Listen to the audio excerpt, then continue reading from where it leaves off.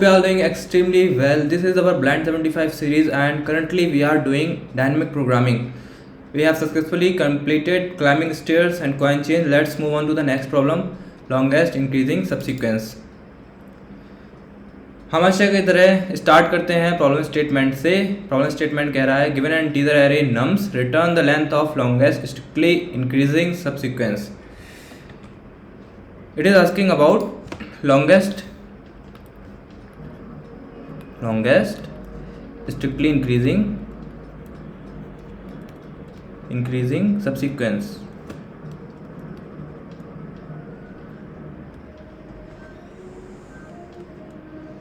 Okay, let me explain you what exactly it is asking. We will start with subsequence. What is subsequence? Most of you must have known this. If we have certain numbers like this 2, 4, 6, 7, 8 and we have to create a subsequence out of this array or any vector, तो हम कैसे बना सकते हैं? अगर हम यहाँ से कुछ एलिमेंट स्किप कर दें, मान लीजिए 4 स्किप कर दिया, 7 स्किप कर दिया, तो 2, 6, 8 बचा, वो एक सबसीक्वेंस बनाते हैं. कोई भी हम यहाँ से अगर हम एलिमेंट स्किप कर दें और कोई भी एलिमेंट ले लें, तो जो भी हमारे पास सीक्वेंस ऑफ नंबर्स बचेंगे वो एक सबसीक्वेंस होगा. हम अपने सबसीक्वेंस में सारे एलिमेंट्स भी ले सकते हैं 2, 4, 6, 7, 8 और 4 स्किप कर सकते हैं, 6 स्किप कर सकते हैं, 7, 8 अकेला 2 भी एक सबसीक्वेंस बना सकता है. पर क्या बात हमें ध्यान रखनी है, अगर हम इस ऑर्डर में लेते हैं दो नंबर्स यहाँ से 4 than 2, then it is not a valid subsequence. In subsequence order must be maintain. ये तो हो गया सबसीक्वेंस, हमने समझ लिया सबसीक्वेंस क्या होता है. अब यहाँ पर बोल रहे हैं स्ट्रिक्टली इंक्रीजिंग. अब ये स्ट्रिक्टली इंक्रीजिंग क्या होता है? अगर यहाँ पर लिखा होता है इंक्रीजिंग तो ये भी वैलिड होता है. 2, 2, 5 ये क्या है? इंक्रीजिंग ऑर्डर है. 6, 6 इंक्रीजिंग में क्या होता है कि बस जो प्रीवियस एलिमेंट है वो छोटा नहीं होना चाहिए नेक्स्ट एलिमेंट से. अगर हम यहाँ पर 4 कर दें तो ये इंक्रीजिंग भी नहीं रहा, पर अगर हमने 4 हटा दिया तो इंक्रीजिंग तो है, पर ये स्ट्रिक्टली इंक्रीजिंग नहीं है. स्ट्रिक्टली इंक्रीजिंग क्यों नहीं है? स्ट्रिक्टली इंक्रीजिंग में ये होता है कि हर नेक्स्ट वैल्यू अपने प्रीवियस वैल्यू से बड़ी होनी चाहिए. यहाँ पर ये कंडीशन फेल हो रही है. 2 के बाद सेम 2 आ गया है, हर वैल्यू को अपने प्रीवियस वैल्यू से बड़ा होना चाहिए, तो यहाँ पर 2 नहीं हो सकता. 2 की जगह 3 ले सकते हैं, 4 ले सकते हैं, देन 5 यहाँ है. तो अगर हम इसको 3 कर देते हैं तो ये स्ट्रिक्टली इंक्रीजिंग है. तो बस हमें इस प्रॉब्लम में स्ट्रिक्टली इंक्रीजिंग सबसीक्वेंस जो कि लॉन्गेस्ट है उसकी लेंथ रिटर्न करनी है. आई होप आपको समझ में आ चुका है कि यहाँ पर हमें बताना क्या है. Let's discuss the approach. अब इसको कैसे अप्रोच करेंगे?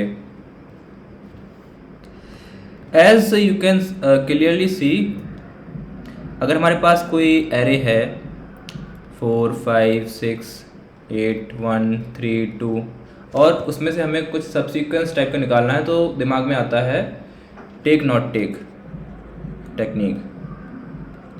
हम हर एलिमेंट को एक बार सेलेक्ट करके और एक बार छोड़कर देखेंगे कि हमारी कंडीशन जो दिया गया है मैक्सिमाइज़ करने का या मिनिमाइज़ करने का, उसके बाद मैक्सिमाइज़ करना होगा तो मैक्सिमाइज़ वाला ले लेंगे और मिनिमाइज़ करना होगा तो मिनिमाइज़ वाला आंसर ले लेंगे एज अवर फाइनल आंसर.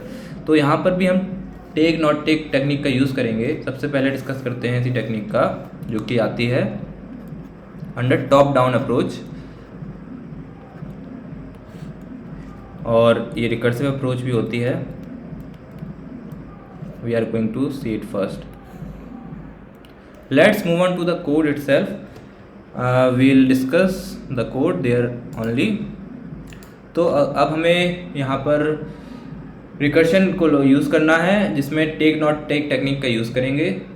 यहाँ पर हमको ओवरलैपिंग सब प्रॉब्लम्स भी मिलने वाली है. उसको डील करने के लिए हमें क्या करना पड़ेगा? एक डायनेमिक प्रोग्रामिंग का यूज़ करना पड़ेगा. डीपी एरे या वेक्टर लेना पड़ेगा. वो हम किस तरह से लेंगे? हम 2D वेक्टर लेंगे यहाँ पर. अब 2D वेक्टर ही क्यों? 2D वेक्टर इसलिए क्योंकि जब हमें देखना है किसी एलिमेंट को हम लें या ना लें, तो वो किस पर डिपेंड करता है? वो इस पर डिपेंड करता है कि हमने प्रीवियस एलिमेंट कौन सा लिया हुआ है। अगर करंट एलिमेंट हमारा प्रीवियस वाले से बड़ा होगा तभी तो हम उसको लेंगे, तभी तो हमारा जो सीक्वेंस बन रहा है तभी तो रहेगा स्ट्रिक्टली इंक्रीजिंग। तो हमें एक तो मेंटेन करना है प्रीवियस इंडेक्स को, और दूसरी चीज़ इसको हमें मेंटेन करना है वो है current index. Current index basically traverse करने के लिए गिवन एरे को, and previous index to maintain the index of the previous selected element. इसलिए हम 2D वेक्टर का यूज़ करेंगे for making our DP vector.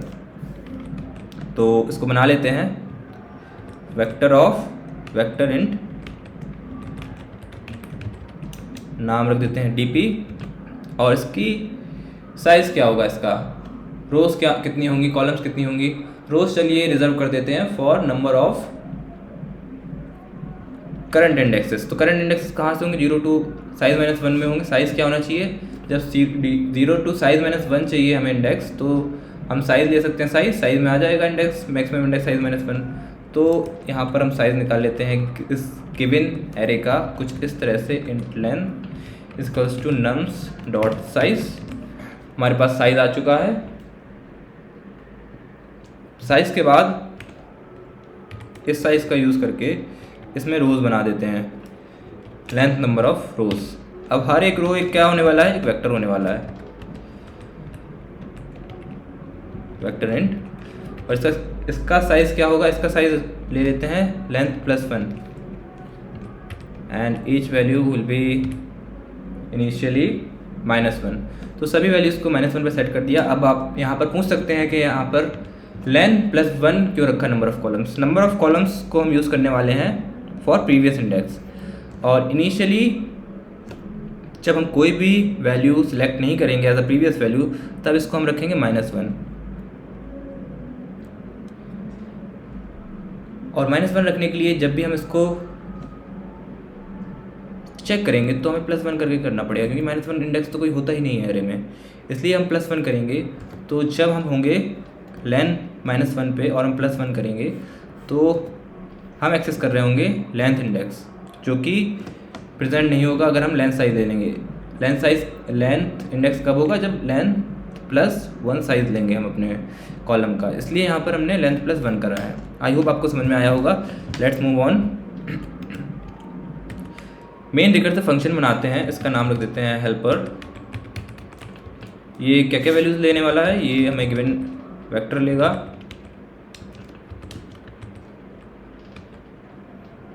Then previous index लेने वाला है, इसका नाम प्रेव रख देते हैं, और करंट इंडेक्स के लिए CURR रख देते हैं, then DP vector which is 2D vector, vector int by reference DP। All right, सबसे पहले यहाँ पर लिखेंगे बेस केस। अब बेस केस क्या होगा? यहाँ पर बेस केस होगा if current becomes equals to nums dot size, then we will simply return 0. Base case means all elements have been processed.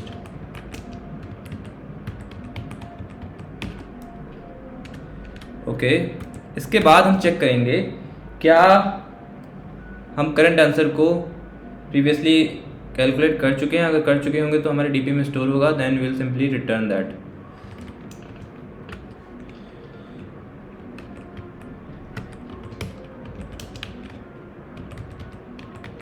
Check memorization if DP of current, तो पहला रो हमने current index के लिए reserve करा है और column हमने reserve करा है प्रीवियस के लिए। तो प्रीवियस को हम कैसे चेक करने वाले हैं? +1 करके, क्योंकि इनिशियली ये -1 होगा, -1 यहाँ पर आ जाएगा, तो -1 कोई इंडेक्स होता नहीं है, हमें एरर ना मिले, इसलिए हमने +1 कर रखा है यहाँ पर। अगर ये -1 के इक्वल्स टू नहीं होता है, means we have already calculated that answer, we will simply return that DP of current and press +1 like this. अब हम देख लेते हैं नॉट टेक स्टेप। तो इंट रिजल्ट क्या होगा अगर हम एक एलिमेंट को नहीं लेते हैं और अपने रिकर्शन को दे देते हैं बाकी एरे। तो हमने एरे पास कर दिया, प्रीवियस विल नॉट चेंज, क्योंकि हमने कोई एलिमेंट सेलेक्ट करा ही नहीं है, तो प्रीवियस जो वेरिएबल है उसकी वैल्यू चेंज नहीं होगी।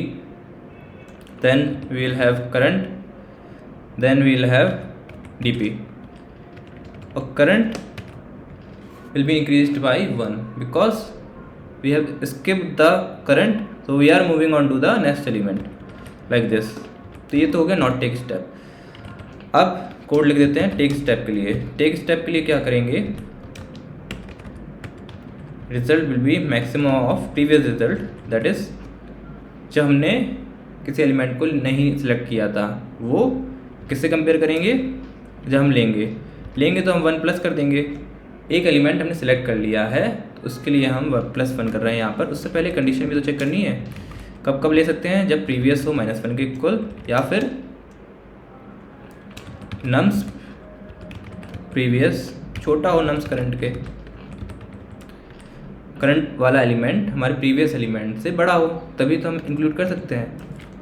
तो जब हम इंक्लूड करेंगे तो जिस एलिमेंट को इंक्लूड करा है उसके लिए हमने 1 ऐड कर दिया, जो भी हमें रिकर्शन आंसर देगा उसमें 1 ऐड कर देंगे। यहाँ पर हम रिकर्सिव कॉल करेंगे और अपना एरे पास करेंगे।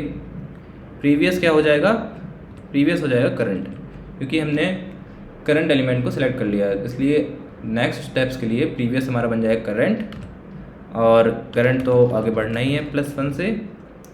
Then will attend, we will pass DP like this. ये हो गया हमारा टेक स्टेप, और हमने मैक्सिमाइज़ कर ही दिया यहाँ पर प्रीवियस नॉट टेक स्टेप से जो भी हमारे पास आया है उससे हमने कंपेयर करके मैक्सिमाइज़ कर दिया है। बस इस रिज़ल्ट को हमें रिटर्न करना है। रिटर्न करने से पहले अपने डीपी में डाल देंगे डीपी करंट एंड प्रीवियस +1। जब भी हम प्रीवियस को एक्सेस करेंगे तो +1 से करेंगे, क्योंकि हम यहाँ पर जब इनिशियली पास करेंगे तो प्रीवियस के लिए -1 पास करेंगे, जो कि मैं दिखाऊँगा अभी। इस फंक्शन को कॉल करके -1 पास करके इसमें डाल देंगे रिजल्ट और रिटर्न भी कर देंगे। तो ये तो हो गया हमारा रिकर्सिव हेल्पर फंक्शन, जो कि मेन काम कर रहा है यहाँ पर। हमारे जो इसे एरे पास कर रहे हैं उसमें से ये लेंथ रिटर्न कर रहा है, लॉन्गेस्ट स्ट्रिक्टली इंक्रीजिंग सब सीक्वेंस की। बस इसको कॉल करना रह गया है, तो इसको कॉल कर लेते हैं। रिटर्न हेल्पर क्या क्या पास करना है यहाँ पर, एरे और then previous index initially that will be -1, क्योंकि हमने कोई सिलेक्ट नहीं करा है। करंट 0 रहेगा, हम स्टार्ट कर रहे हैं स्टार्टिंग से, और लास्ट में हम अपना डीपी पास कर देंगे। That's it, it is the whole code. Let's try to run it and see whether it is working or not, and it is working. Let's try to submit it. Yes, it is accepted. चलिए briefly एक बार फिर इस code को discuss कर लेते हैं। यहाँ पर मैंने डीपी बनाया वेक्टर, जो कि एक 2D वेक्टर है। यहाँ पर मैं स्टोर कर रहा हूँ कि जब भी हमारे पास एक पर्टिकुलर प्रीवियस इंडेक्स हो और करंट इंडेक्स हो, उसका आंसर मैं कैलकुलेट कर कर यहाँ पर स्टोर कर लूँगा। Then I am calling my helper function like this. In helper function it is going to be a recursive function. So base case will be, जब हम सारे एलिमेंट्स को प्रोसेस कर लेंगे, हमारा करंट इंडेक्स एंड पे पहुंच जाएगा out of the array, then we'll return 0 here we are checking the memorization. If it is not -1, then we are returning this because we have already calculated that. These are the two main steps, take and not take. पहले हमने not take के लिए देख लिया कि क्या answer आ रहा है। जब नॉट टेक करेंगे तो प्रीवियस वाला चेंज नहीं होगा, ये चीज़ ध्यान रखनी है, और हम करंट को 1 से आगे बढ़ा देंगे। ये तो आ गया नॉट टेक का आंसर, रिजल्ट में स्टोर कर लिया। अब इसको मैक्सिमाइज़ कर रहे हैं। अगर नॉट टेक वाला बड़ा होगा तो फाइनल रिजल्ट में हमारा नॉट टेक वाला आंसर आएगा। अगर ये छोटा रह गया, टेक वाला बड़ा है, ये है टेक वाला आंसर, जो कि हमने रिकर्शन को दे दिया है और अपनी तरफ से 1 ऐड कर दिया है इंक्लूड करते हुए करंट एलिमेंट को। तो अगर ये बड़ा होगा तो फाइनल रिजल्ट में ये आ जाएगा और हम इसी को रिटर्न कर देंगे। ये तो होगी हमारी recursive approach, top down approach. अब समझते हैं bottom up approach. For this problem of longest increasing subsequence. यहाँ पर हम क्या करते हैं, जो बॉटम अप अप्रोच होती है वो आइटरेटिव अप्रोच होती है। हाँ, एक बात रह गई यहाँ पर कि इसकी टाइम कॉम्प्लेक्सिटी और स्पेस कॉम्प्लेक्सिटी क्या होगी। टाइम कॉम्प्लेक्सिटी होगी order of n square, because यहाँ पर हम एक बार इस रिकर्सिव फंक्शन से हर एक सेल को फिल कर रहे हैं यहाँ पर, जो कि 2D वेक्टर के सेल हैं for each previous and current index.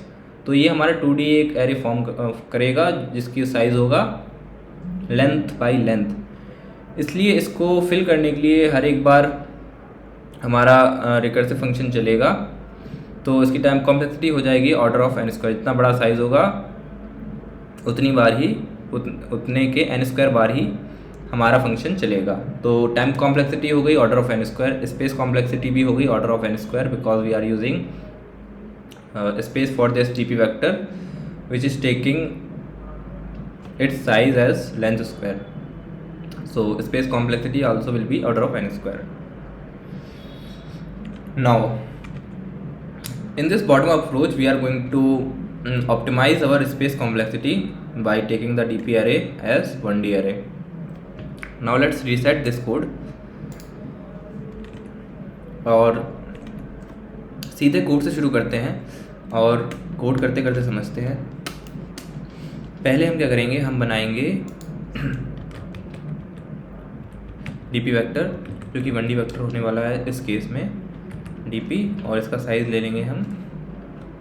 Size निकाल लेते हैं पहले नम्स एरे का, length equals to nums dot size.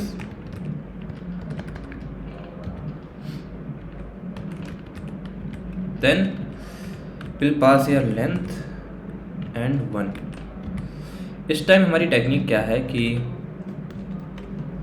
Example समझते हैं। एग्जाम्पल 1 ले लेते हैं। हमारे पास जो गिवन एरे है वो कुछ इस तरह से है 10 9 2 5 3 7 1 0 1 देन 18। मान लीजिए ये एरे हमें दिया गया है, यहाँ से हमें लॉन्गेस्ट इंक्रीजिंग सबसीक्वेंस की लेंथ निकालनी है। तो जो हमने डीपी एरे बनाया है वो सेम साइज़ का बनाया है हमें गिवन एरे के। तो ये हो जाता है हमारा डीपी एरे जिसमें कि साइज़ होगा 1 2 3 4 5 6 7 8। ऑलराइट, यहाँ पर इंडेक्सेस भी लिख देते हैं 0 1 2 3 4 5 6 7 0 to 7 इंडेक्स है यहाँ पर।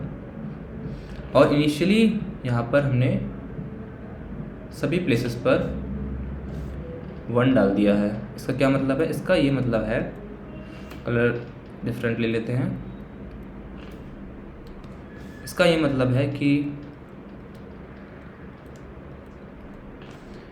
जो सबसीक्वेंस 0 पर ख़त्म हो रहा है उसका साइज़ है इनिशियली मैंने माना है 1, क्योंकि सभी इंडिविजुअल एलिमेंट अगर लेंगे तो एक आंसर हमारा 1 तो आएगा ही। अब यहाँ पर बस इनको मैक्सिमाइज़ करना है, देखना है कि हर एक इंडेक्स पे जहाँ पर यहाँ पर अगर सबसीक्वेंस ख़त्म हो रहा है तो इसका साइज़ क्या होगा। Then after that from each size will find out the maximum 1। तो इतना तो हमने काम कर लिया। अब हम एक फॉर लूप यहाँ पर अप्लाई करते हैं जो कि चलेगा 0 से लेंथ तक i++। 0 की जगह इसके 1 से चलाते हैं, और मैं अभी बताता हूँ ऐसा क्यों कर रहे हैं। इसके अंदर एक और लूप चलाते हैं 6 0 से i तक j++। इसका हमें पता ही है यहाँ पर जो सबसीक्वेंस ख़त्म होगा उसका साइज़ 1 ही होगा, इसलिए हम आई को यहाँ से चला रहे हैं। ऑलराइट, आई होप आपको समझ में आ गया होगा। अब हमारा आई यहाँ पर है इनिशियली जे यहाँ पर है, जब हमारा आई पहली बार चला तो 1 पे था, 1 इंडेक्स पे, और जे था 0 पे। अब हमें पता करना है कि इस आई इंडेक्स पे अगर कोई सब सीक्वेंस ख़त्म हो रहा है तो लॉन्गेस्ट नहीं, सब सीक्वेंस का लेंथ क्या होगा, जो कि स्ट्रिक्टली इंक्रीजिंग है। तो क्या 9 बड़ा है 10 से? अगर 9 बड़ा होता 10 से तो यहाँ पर हम कह सकते थे कि साइज़ हो गया 2, नहीं है तो 1 रखेंगे। तो ये हम इंश्योर कैसे करेंगे, इसको फाइंड आउट कैसे करेंगे? इसको फाइंड आउट करने के लिए हम चेक करेंगे if nums I is greater than nums j, means ये ith इंडेक्स पे जो एलिमेंट है अगर वो बड़ा है तो क्या करो, dpi में डाल दो मैक्सिमम ऑफ dpi और dp j प्लस 1। ऐसा क्यों कर रहे हैं? ऐसा इसलिए कर रहे हैं, ये आगे वाले स्टेप पे समझ में आएगा ये मैंने ऐसा क्यों किया। चलिए इसको आगे बढ़ा के देखते हैं। अगर नेक्स्ट स्टेप पे आई हो जाएगा हमारा, आई आ जाएगा यहाँ पर, 6 शुरू होगा यहाँ से, तो क्या 2 बड़ा है 10 से? यहाँ पर ये तो चेक कर रहे हैं आई वाला बड़ा होना चाहिए, तो क्या 2 बड़ा है? नहीं है। 9 से बड़ा है? नहीं है। तो कोई चेंज नहीं होगा, हम इसके अंदर जाएंगे ही नहीं। देन आई यहाँ पर आएगा, जे यहाँ से शुरू होगा, तो हमने देखा क्या element at I index is greater than element at this index. क्या 5 बड़ा है 10 से? नहीं है, कुछ नहीं होगा। जे आगे बढ़ाएंगे, 5 9 से बड़ा है? नहीं है, फिर से जे आगे बढ़ाएंगे, अंदर वाली लूप चल रही है और जे बढ़ता जा रहा है। क्या 5 2 से बड़ा है? यस बड़ा है। अब अंदर आएंगे इस इफ़ के, अब इसको हमें अपडेट करना है। किस तरह से करेंगे? इसकी वैल्यू क्या होगी, max of dp of i, जो भी वहाँ पर रखा है, max of 1 comma dp of j plus 1, j plus 1, जे पे 1 रखा है, plus 1, max of 1 and 2 will be 2, यहाँ पर आ जाएगा 2। इसका मतलब जो भी subsequence strictly increasing subsequence and हो रहा है 5 पर, उसकी लेंथ होगी 2, जिसमें कि एलिमेंट्स आएंगे 2 and 5।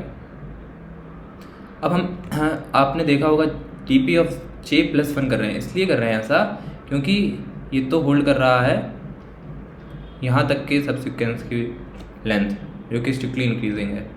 तो अगर इसको हमें ऐड करना है तो इस वाली वैल्यू को ऐड कर सकते हैं। यहाँ पे मान लीजिए होता है 3, मीन्स यहाँ पे जो सबसिक्वेंस एंड हो रहा है वो भी स्ट्रिक्टली इंक्रीजिंग है, उसकी लेंथ है 3, तो ये भी तो इसके आगे आ जाएगा क्योंकि ये बड़ा है इससे, तो डायरेक्ट 3 में 1 ऐड कर लेंगे। 1 इसके लिए स्टैंड कर रहा है और 3 इसमें पहले से ही पड़ा था, वो हम ऐड कर लेंगे। अब एक चीज़ और करिए, maximum of dp of i करा है। अब मान लीजिए इसमें पहले से ही ज़्यादा वैल्यू पड़ी है, हम हर बार देख रहे हैं ना, पहले से ही अगर पड़ा है, जे हमारा जब i 9 पे था तब जे यहाँ पर था, i 2 पे था तब भी जे यहाँ से स्टार्ट हुआ था। तो हर बार हम देख रहे हैं dp ऑफ i। अगर यहाँ पर पहले से ही मैक्सिमम वैल्यू है तो हम न्यू वैल्यू को नहीं डालेंगे, अगर न्यू वैल्यू छोटी है हमारी। बस यही कर रहे हैं यहाँ पर। चलिए आगे बढ़ा के देखते हैं इस लूप को। तो यहाँ पर हो चुका है 2 और जे रहेगा स्मॉलर देन i, यहाँ पर हम इंश्योर कर रहे हैं। तो अब लूप ख़त्म हो जाएगी अंदर वाली और ऊपर वाली से i आगे बढ़ जाएगा, i आ जाएगा यहाँ पर और जे फिर से स्टार्ट हो जाएगा स्टार्टिंग से। तो क्या 3 बड़ा है 10 से? नहीं है, जे आगे बढ़ा। 3 बड़ा है 9 से? नहीं है, आगे बढ़ा। 3 बड़ा है 2 से? Yes it is. तो फिर से हम कैलकुलेट करेंगे, अपडेट कर देंगे dp of i for this index 4। तो क्या होगा, पहले से क्या है यहाँ पर प्रेजेंट 1 है और किससे कंपेयर करना है, जो भी j पे डला हो प्लस 1 करके, उससे 1 ही डला था, यहाँ पर आ जाएगा 2। मतलब ये खुद ही एक सब सीक्वेंस है जो कि स्ट्रिक्टली इंक्रीजिंग है, इसमें 3 और ऐड कर दिया। तो अब जो सब सीक्वेंस 3 पर एंड हो रहा है उसमें 2 एलिमेंट्स हैं, उसकी लेंथ है 2। ऑलराइट, फिर से j को आगे बढ़ाया तो क्या 3 बड़ा है 5 से? कोई चेंज नहीं आएगा और हमारी लूप अंदर वाली ख़त्म हो गई और बाहर वाली लूप i को आगे बढ़ा देगी। i आ चुका है हमारा यहाँ पर। अब हम देख रहे हैं 7, क्या जे हमारा यहाँ शुरू होगा, क्या 7 बड़ा है 10 से, नहीं है, जे आगे बढ़ा दिया। क्या 7 बड़ा है 9 से, नहीं है, आगे बढ़ा दिया। 7 बड़ा है 2 से, यस बड़ा है। तो जब भी यहाँ पर 1 हो, यहाँ पे भी 1 है, तो हमें पता है 1 प्लस 1 का मैक्सिमम आ जाएगा कहाँ पर, डी ऑफ आई में यहाँ पर, तो ये हो जाएगा 2। आगे बढ़ाया, क्या 7 बड़ा है 5 से, हाँ, मतलब 5 तक तो हमारे पास हम फाइंड आउट कर चुके हैं। एक सबसीक्वेंस है जिसकी लेंथ 2 है, जो कि यहाँ पर एंड हो रहा है, उसके आगे हम 7 को ऐड कर सकते हैं। तो मतलब जो सबसीक्वेंस 7 पर ऐड होगा उसकी लेंथ हो जाएगी अब मैक्सिमम ऑफ 2 एंड 2 प्लस 1। ये वाला 2 हमने बाद में लिखा है, ये वाला 2 ये है। चलिए थोड़ा सा क्लियर कर देते हैं। ये था 2 और हम इसी को मैक्सिमाइज़ कर रहे हैं 2 और 2 प्लस 1 3 से, तो अब आएगी मैक्सिमम वैल्यू 3, ये हो जाएगा 3। मतलब 7 पर जो सबसीक्वेंस एंड हो रहा है उसकी लेंथ है, स्ट्रिक्टली इंक्रीजिंग सबसीक्वेंस एंड हो रहा है उसकी लेंथ है 3। ऑलराइट, देन जे यहाँ पर आएगा, तो क्या 3 से बड़ा है 7, यस बड़ा है डेफिनेटली। तो जो पहले से वैल्यू थी डी और आई पे वो लिखेंगे, और डी ऑफ जे पर जो है वो लिखेंगे +1। इन दोनों में से जो मैक्सिमम होगी वो यहाँ पर आ जाएगा। 3 और 3 में से मैक्सिमम 3 है, तो ये अपडेट नहीं होगा, 3 ही रहेगा। मीन्स 7 पर जो स्ट्रिक्टली इंक्रीजिंग सबसीक्वेंस एंड हो रहा है उसकी लेंथ है 3। अब हम देखेंगे 101 के लिए, तो मैं ये क्लियर कर देता हूँ।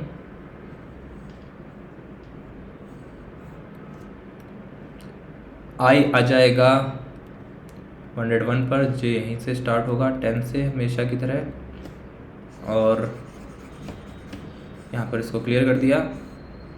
बाकी चीज़ों को अब हम कंपेयर करते हैं। एक 101 is it larger than 10, yes it is, then will update this value from 1 plus 1 it will become 2।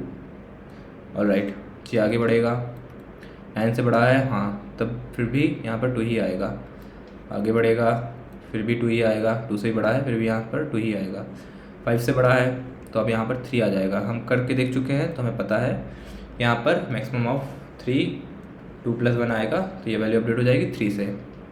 जे फिर से आगे बढ़ा, 3 ही रहेगी, 2 था, 3 रहेगी यहाँ पर। फिर से जे हमारा 7 पर आ गया, अब वैल्यू अपडेट हो जाएगी मैक्सिमम ऑफ 3 प्लस 1 वाला 3 लास्ट में आया, 3 प्लस 1, और 3 और 4 में से मैक्सिमम आएगा 4, तो यहाँ हम फिल कर देंगे 4।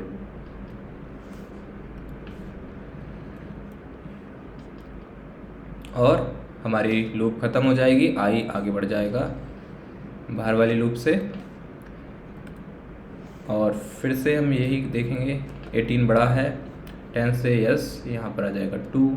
18 बड़ा है 9 से, यहाँ पर 2 ही रहेगा। 2 से भी बड़ा है 2 ही रहेगा। 5 से भी बड़ा है, अब 5 पर 2 है, तो यहाँ पर 3 हो जाएगा।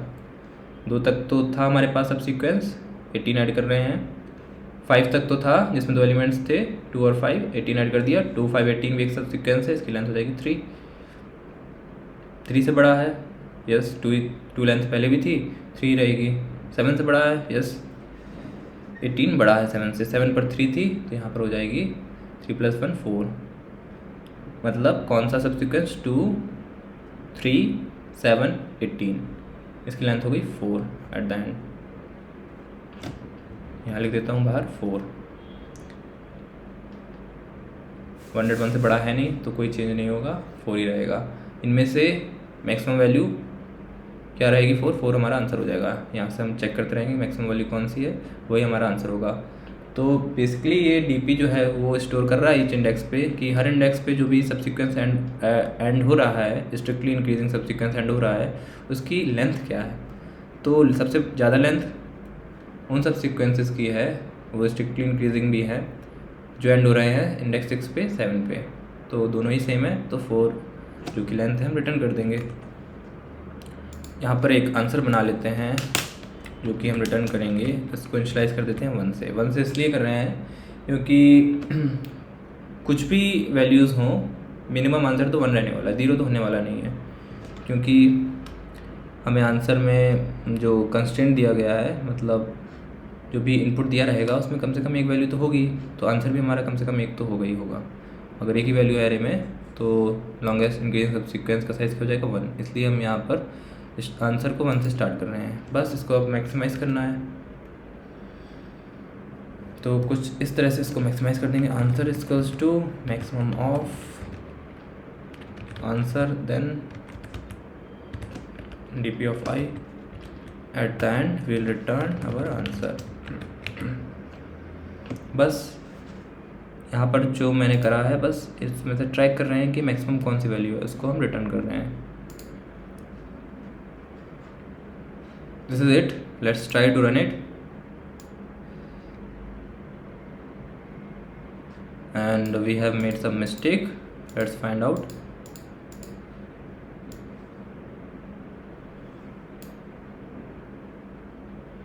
what we have done, okay 0 से i लेस देन i कर दिया यहाँ पर करेंगे j less than i। Alright, now let's try it again. yes, this time working fine, let's try to submit it।